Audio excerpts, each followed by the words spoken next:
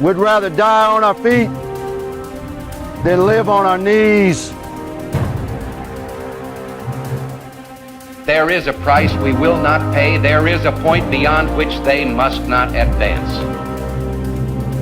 To peacefully and patriotically make your voices heard. Here I stand.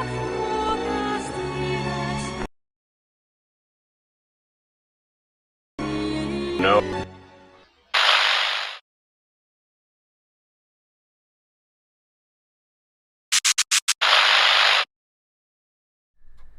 Okay, welcome everybody to Opposing Views. We have another presentation here tonight. It's going to be a brief one of myself. I'm just going to share a little bit about my understanding of should women wear pants or not. Now, before I start, can I just get someone to type in the chat there if we got good sound, and then I'll continue. So just say a couple words in the chat if you can hear me, and we'll be on our way. So there's a lot of controversy surrounding pants and should women wear pants in our church especially, and yeah, is there an explicit statement in the Bible that says whether they should or not, or is there something in the spirit of prophecy that can give us a little bit of enlightenment on the matter? So no one's typing in the chat yet. I don't know if we got good sound or not. I think we got good sound. I think we're alright. Okay, we got clear sound. We're away. So let's get started straight away. 1 second here. Straight away, 1 second. Alright, so who wears the pants? Is it men? Or is it women? Or is it both? Now just before we start, just to be aware, there's going to be a couple of slides here where there's some revealing clothing. We can't get away from it because I want to emphasize on the extent of the depravity that exists in the world, so just be warned that there might be a couple risque slides. Not many though, just a couple. So, in the beginning, in the Garden of Eden, man and his wife, Adam and Eve, were in the garden. They were naked and they were not ashamed. Why were they not ashamed? Well, for a start, and by the way, just feel free to throw anything into the chat there. I hope I can see it, and we'll get around to your questions, your comments later. But so why were Adam and Eve not ashamed? Well, because they were innocent, right?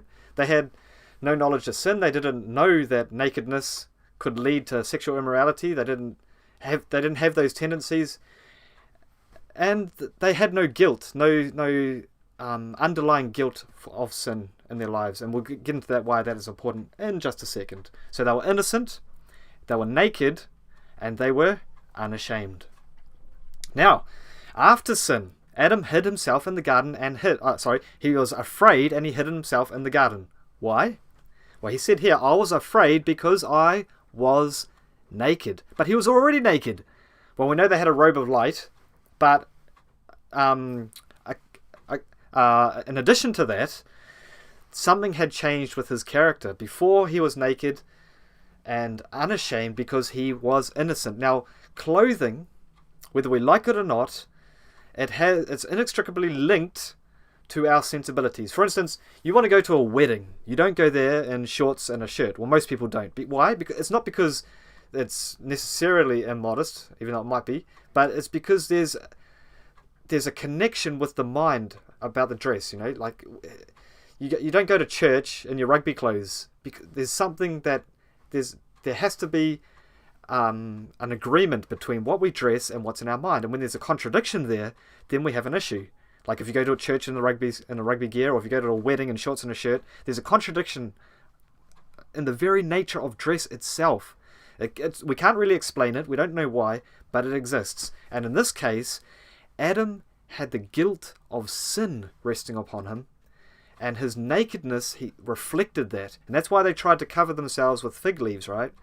They tried to make it themselves a covering, not just to cover their bodies, but as a representation of trying to cover their sin, because their sin had caused them to see their nakedness. So clothing and dress is linked with our perception of our guilt or with our innocence. So what did God do? God took coats of skin and he clothed them.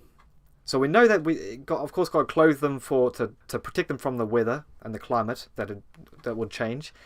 but also it is a representation of clothing them with Christ's righteousness. It wasn't just about helping them physically, but because their minds were now corrupted, their minds were now guilty, God clothed them in a way that would help relieve that guilt, that sense of nakedness. He covered them not just physically but spiritually. And it says here, man has hidden his nakedness not under a covering of fig leaves, but under the robe of Christ's righteousness. So I'm trying to get across the point. Clothing and our guilt or our innocence is linked. We don't wander around the park in the nude, right? Well, generally we don't. 20 years ago we'll get arrested. I don't know. Today we might get away with it, but we don't do that because there's something about nakedness, and it's linked with guilt and innocence and sin. Now Satan, he wants to reverse this. Let me just check the chat just to make sure I'm not missing anything out here. Okay, we're good. So Satan wants to reverse God's order. And he does this by taking what God has given us. He's clothed us. He gave Adam and Eve clothes of skins, but now we have a bit more technologically advanced. I don't know what his clothing was like, but we have pretty good clothing today. Now look at this on the left here. The woman in the beautiful long dress covering her body, and the man in the respectable pants and shirt. Now God has given us this dress. Now, we can feel respectable in this. We can feel like we have nothing to be ashamed of when we wear things like this. But that's not good enough for Satan. What he does, he wants to shorten everything, expose more skin, and he wants to tighten everything to expose more form. And we end up with something looking like this. We got very short clothing, a lot of skin exposed, and we've got very tight clothing with a lot of form revealed. You can see these people here. There's not much left to the imagination if you are inclined to imagine things like that. But you can see here that they might as well just be naked, right? There's nothing. They are not even clothed as good as they would have with some fig leaves. These people are naked. Effectively, they are naked. But what's worse, they're not only naked, but they are unashamed about it. They can wear this without a sense of shame. And that's what Satan wants. Why?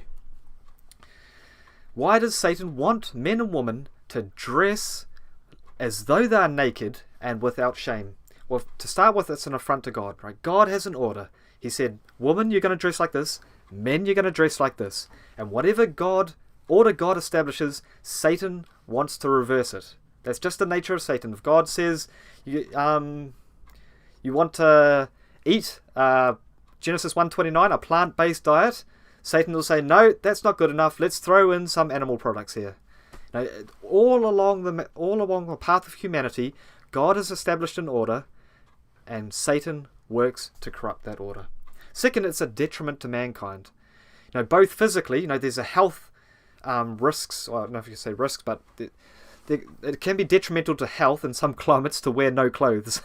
So the people there that are wearing very light or non-existent clothing are going to be exposed to the elements, and they're going to be there's going to be some health.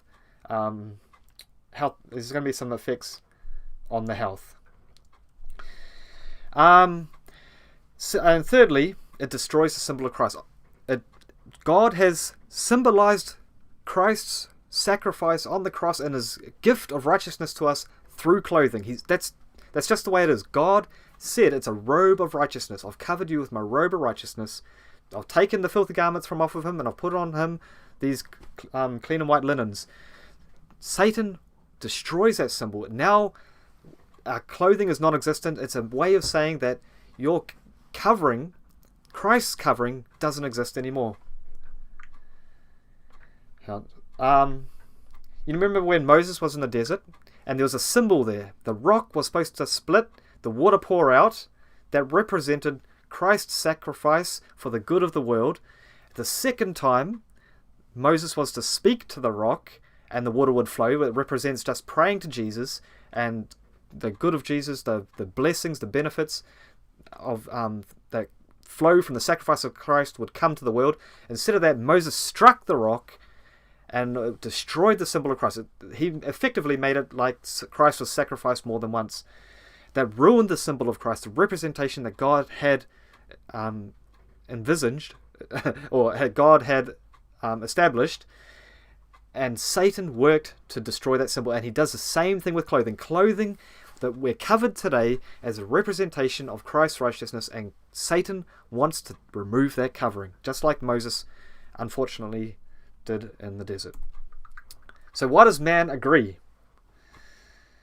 Why does man go along with Satan's plans to pervert the order of God? In 2 words, it's just because of sexual depravity. That's basically all it is. We are now dressing like this. We're naked, and we're unashamed of our nakedness. Now there's a thrill that people get that from wearing very little clothing and knowing that people are looking at them. You know, there's a certain little arousal and excitement that exists there. And not only that, it arouses lust in the beholder. When people look at these styles of dress, it arouses lust because they're virtually naked. And you know, with the corrupted mindsets we have today, when we see something naked, it arouses lust. So Satan, he doesn't stop there. He doesn't just want to ruin mankind. He doesn't want to just mar God's order. He doesn't want to just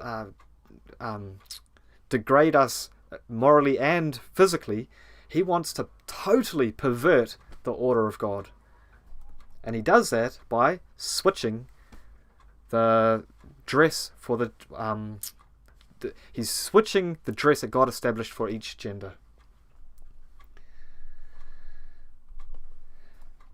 So now we have women on the left who dress like men, and men on the right who dress half like women. We have men also that dress completely like women. Probably in the majority, actually, more men like that than women dressing like men. But this is the result of Satan's corruption of society and of our mindset today. But he doesn't just go. That's not enough for him to establish a perversion of God's manner of dress. He wants to pervert the manner of dress that he instituted, that Satan instituted. Remember this naked type of dress? He doesn't just want the men to wear long dresses. He wants the men to wear the short dresses. We have the man on the right who's wearing the immodest dress of a woman, and we have the woman on the left wearing an immodest dress of a man. So Satan has now perverted the order of God. He's reversed the covering that God had given us, and he has made us unashamed. It's very, very appalling, the extent that Satan has ruled over our society. Why does Satan do this? Well, again, it's sexual depravity. Number one, it arouses homosexual tendencies in the wearer and in the beholder. Look here. This is female to male, trans brothers. These are women. Okay. Now they dress, or they've even fashioned their bodies, not just their dress, but they've fashioned their bodies to that which pertaineth after a man. So these two here, if they're lovers, I'm assuming that they're not completely homosexual. Because, right, if you're a completely homosexual woman, wouldn't you be attracted to someone that looks like a woman? But in this case, they're attracted to somebody who looks like a man. Now that, I think that's more acceptable in society in general. I'm not saying, obviously, we have huge variances, spectrum of standards, but in general, a woman who is attracted to a woman that looks like a man is less of a stretch than a woman who is attracted to a woman who looks like a woman. You know what I mean? It's a shorter step to be involved in a homosexual relationship when the opposite sex, when the partner looks like the opposite sex. So they change their dress to look like the opposite sex, but they're not the opposite sex. So it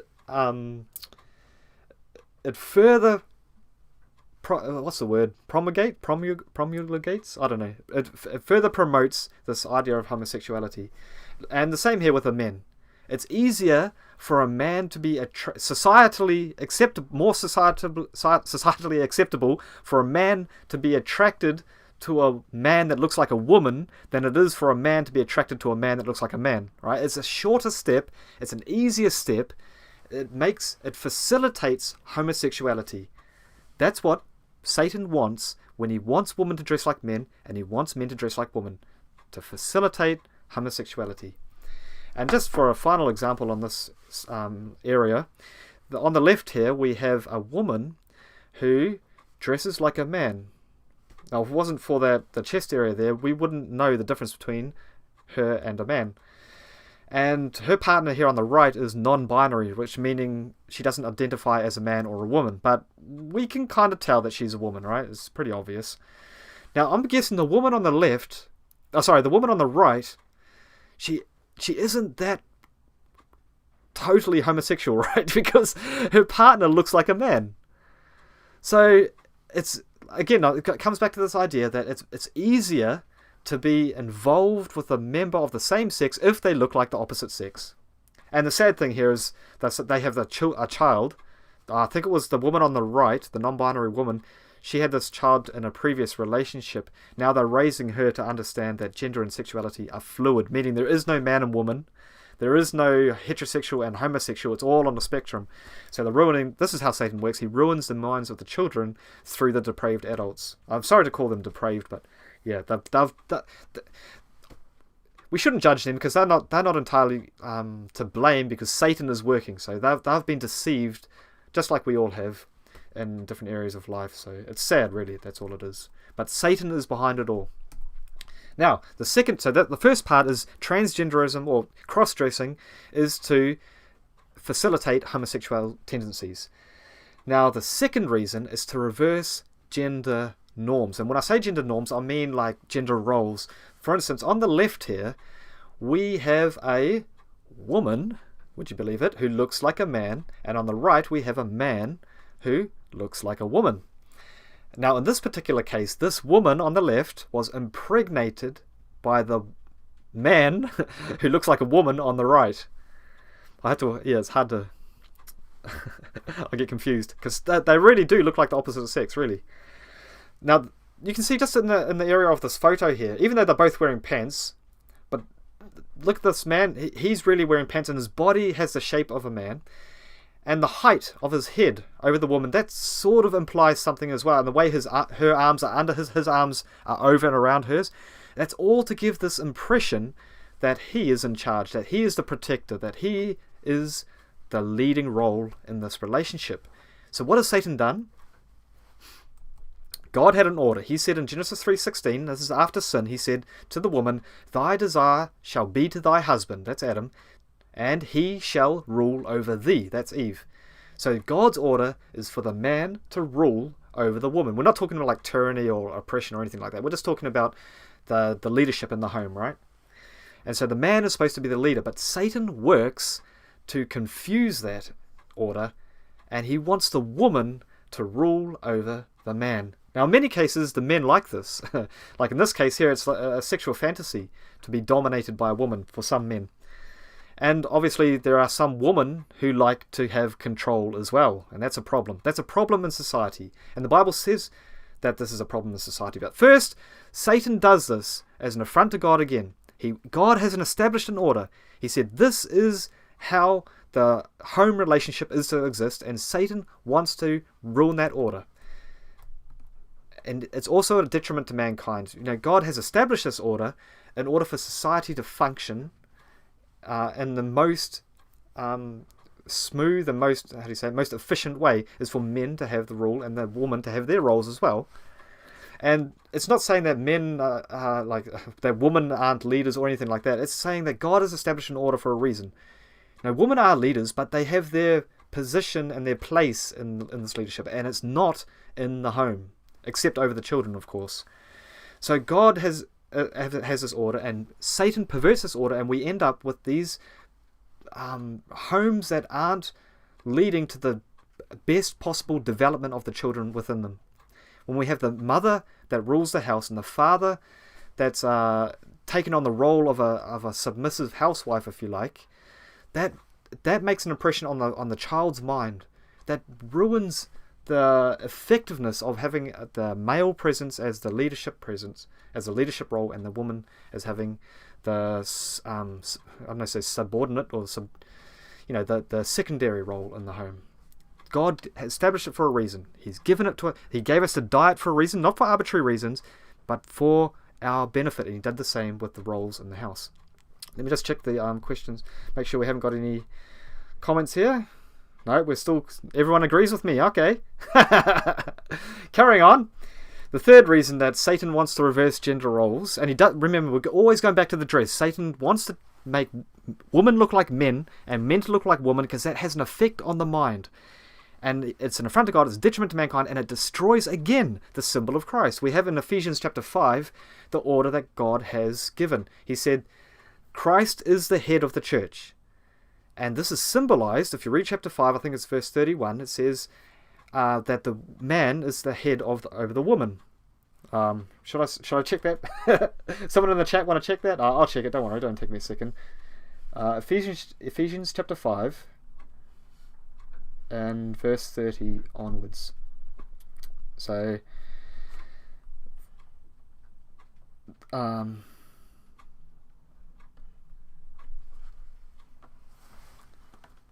okay, so it's from verse 22 actually, sorry. Verse 22 of chapter 5, it says, Wives, submit yourselves unto your own husbands as unto the Lord.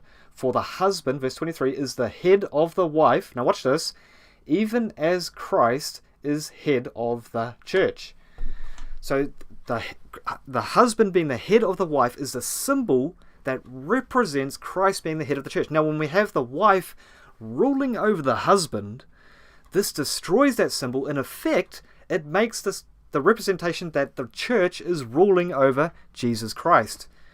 Now that's blasphemy. That's blasphemy. The creature ruling the creator. Terrible, terrible. And Satan wants to establish this representation in the minds of men. He wants man to be the God.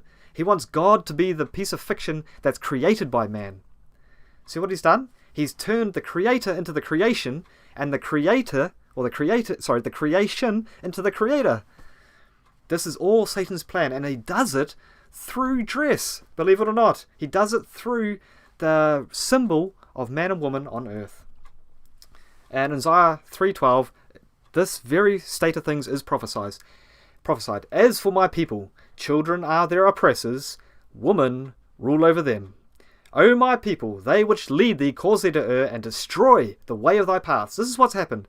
The paths are destroyed, they are in error, when they have the idea that women rule over men. And that's not saying anything against women, again, just making that point clear. It's not saying anything against women. Women have their roles as well. I don't believe that a man can do a woman's work. A household that has two men in it is going to be an extraordinarily deficient household than one which has a man and a woman. A man cannot do a woman's work in the house, and neither can a woman do the man's work. But okay, you feminists, you might disagree with me. You might get a bit hot-blooded, but I'm sorry. That's the way God has ordained it. Now, obviously, there are homes where there is no choice, like solo homes, for instance, and the woman or the man has to do the job of both. Yeah, and God can help in that situation. And the situation, we have to make the best of it, but it's not the most advantageous, if you like the choice of words. So that yes, there are exceptions to the rule, but the rule is Christ over man, man over woman, woman over children. And to sum it all up, Jesus said, or in the Old Testament, emphatically, the woman shall not wear that which pertaineth unto a man, neither shall a man put on a woman's garment, for all that do so are abomination unto the Lord thy God. So let's soak that in for a minute. The woman shall not wear that which pertaineth unto a man. Okay, and a man shall not put that which is shall not put on a woman's garment. And this is not, the clothing is not the abomination here. Look at this. For all that do so are abomination. The people who do it are the abomination. Now I'm sorry to those people that have maybe an addiction in this area or a weakness in this area, But we have to realize when we do these things, we are an abomination to God. Except for Christ's righteousness, covering our sins and clothing the world in an atmosphere of grace, we wouldn't survive a second. But thank God for his mercy that he's given us time to reform, and he's given us the Bible to learn what reform is. Now, so God's order we have established. It's men wear the pants, right? Satan's order is women wear the pants. It's just the way it is. And he wants to do that, just to sum up those reasons again, he wants to increase homosexuality, he wants to reverse gender roles. And what was the third reason? Hey, what was the third reason? There's only 2 reasons. Okay, so there's just 2 reasons. Homosexuality and gender roles. Okay, that's the perversion, but don't forget about the nakedness, remember? Satan wants us to be naked also for sexual depravity, and to destroy the symbol of Jesus Christ. So, what pants should be worn? Well, if we look closely, this is not a woman. This is a man. So, I don't know if those are woman's pants, but whatever they are, that's getting close to the nakedness. Remember Satan's design, that he tightens clothing and he shortens it. Well, in this case he hasn't shortened it, but he's definitely tightened it, and it has the effect of the appearance of nakedness. So we don't like that. We want the real pants, the proper pants, not ones that show everything.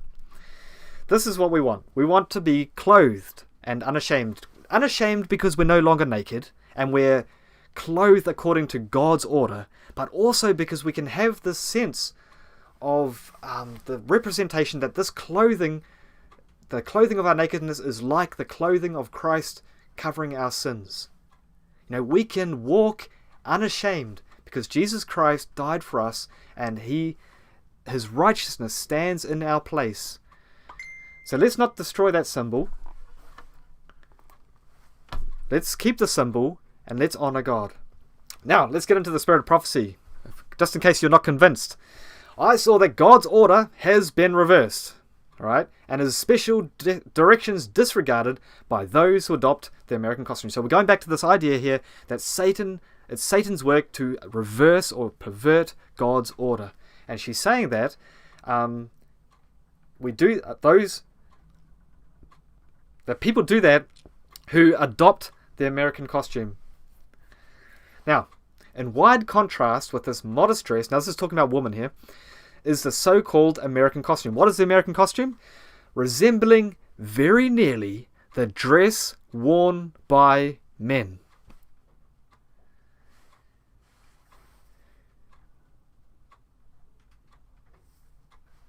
So, to start off with, the American costume resembles the dress worn by men. Now, what does it consist of? It consists of a vest, pants, and a dress resembling a coat, reaching about halfway from the hip to the knee. Now she says, this dress I have opposed from what has been shown me as in harmony with the word of God. So the American costume, it resembles that which is worn by men, and it is a vest, a pants, and a coat that reaches about halfway to the knee. I was referred to, this is continuing the same passage in First Volume of Testimonies, I was referred to Deuteronomy chapter 22 verse 5. The woman shall not wear that which pertaineth unto a man, neither shall a man put on a woman's garment, for all that do so are abomination unto the Lord thy God. God would not have his people adopt the so-called reformed dress. It's another name for American costume. It is immodest apparel, wholly unfitted for the modest, humble followers of Christ. It's immodest. Now, she's saying this in reference, it's just continuing this passage here. See, this is page 165. Oh, sorry. In this passage here, 457, you'll find that she's talking about the American costume. And she's saying that the clothing worn by women that resembles that worn by man is the abomination that's referred to in Deuteronomy 22. It's not woman wearing men's clothes. It's woman wearing clothes that resemble men's clothes that are an abomination to the Lord. It is immodest and wholly unfitted for the humble followers of Christ. So here we go. This is my idea of what the American costume sort of looks like, because I don't have any. I couldn't find any photos, so this is just going from her words. the coat that reaches about halfway to the knee, right, on the left here, and the pants. Pants and a coat. We don't have a vest on this one, but we have a vest on the central image here. So today, no, the American costume back in the 1800s was the pants, the vest, and the coat reaching about halfway to the knee. Nowadays, we have the vest and the pants, but we'll throw away the coat, right?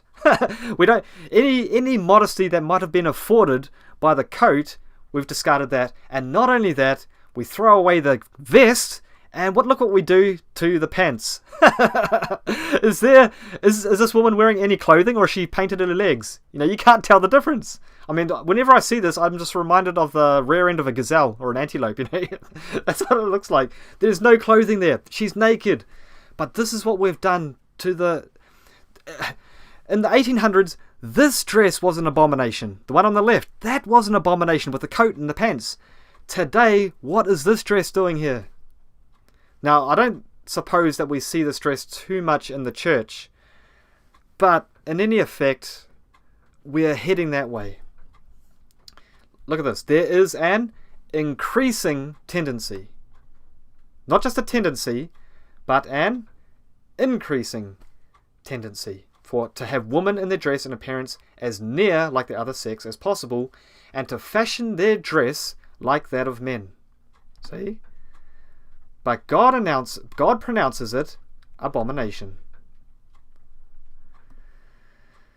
In like manner also, that women adorn themselves in modest apparel and shamefacedness and sobriety. So there's an increasing tendency. This is from the 1800s. If she thought it was bad back in the 1800s, she's saying there's going to be an increasing tendency for women to dress like men. And that's what we find today. Now, sister... Oh, I just lost the chat. Oh, no. Why? Okay, got it back. We have a comment here in the chat. Sister Irene, she said, that's why Christians should be peculiar. We are identified by the way we dress up. Yes, sister, exactly.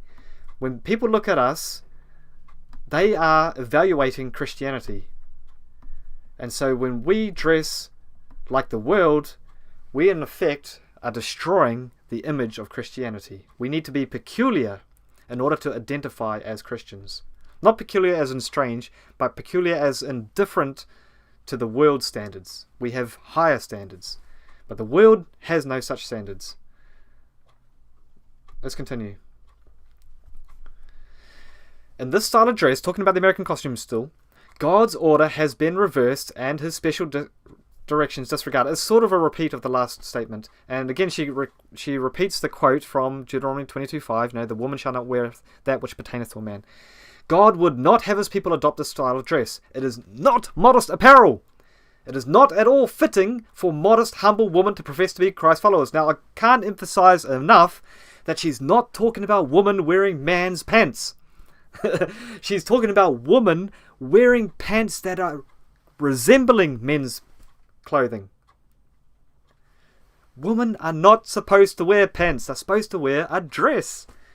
And she's saying that it's the increasing tendency for a woman to dress like a man, and she does that by wearing pants and the vest and the coat, or just the pants in today's world. God's prohibitions are lightly regarded by all who advocate doing away with the distinction of dress between males and females. So just read that again, because I read it kind of quickly. God's prohibitions, remember that, you know what a prohibition is, right? That means do thou shalt not, are lightly regarded by all who advocate doing away with the distinction of dress between males and females. God decided that there should be a plain distinction between the dress of men and women, and has considered the matter of sufficient importance to give explicit directions in regard to it. So there's a whole lot here in this passage. Just to get out of it, it's important. Okay? It's important that there is a plain distinction between the dress of men and of women.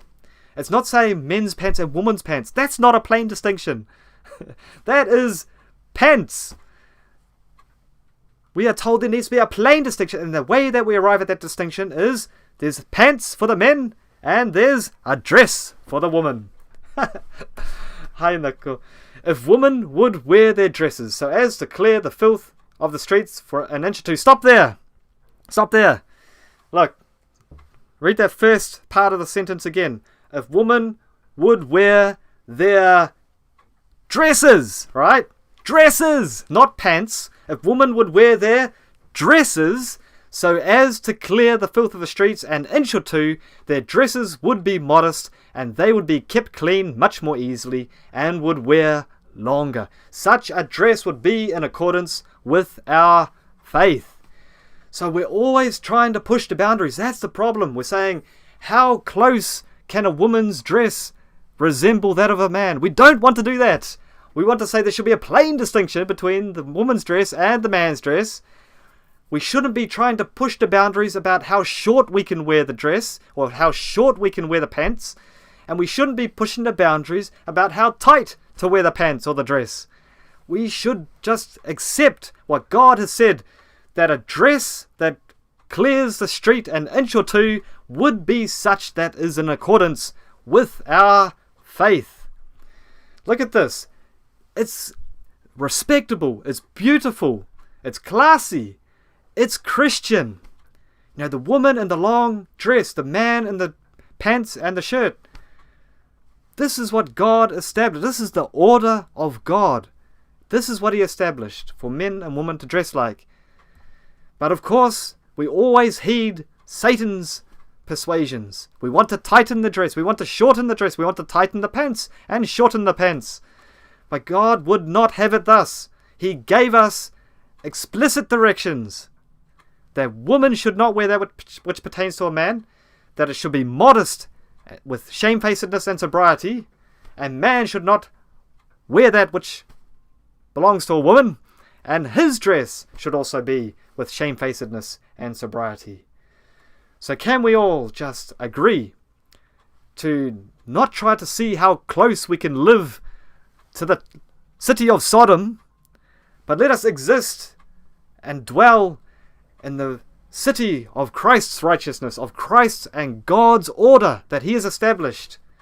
We need to be clothed, fully clothed, not with the fig leaves of our own design, but with the coats of skins and how do you say it? What's the word for like offspring? Anyway, the end product of God's design of dress that we have today. It started with the coats of skins. We now have the dress and the pants. Let's wear how God intended us to wear. Amen, brothers and sisters. So I hope you enjoyed that. I got a little bit passionate through the through the episode. How long are we running now? We've been going for 42 minutes. This was, by the way, this was going to be a debate, and it was the 15-minute pre-presentation. But anyway, no one has commented much in the comments, but if you see this video and you disagree with the concepts that we've mentioned here, and you'd like to come on and share your point of view, feel free. Just give me a message either in the comments below this video, or if you know me personally, just hit me up, and we can talk about it more. Because obviously, I only just touched on it's the tip of the iceberg, really, of all the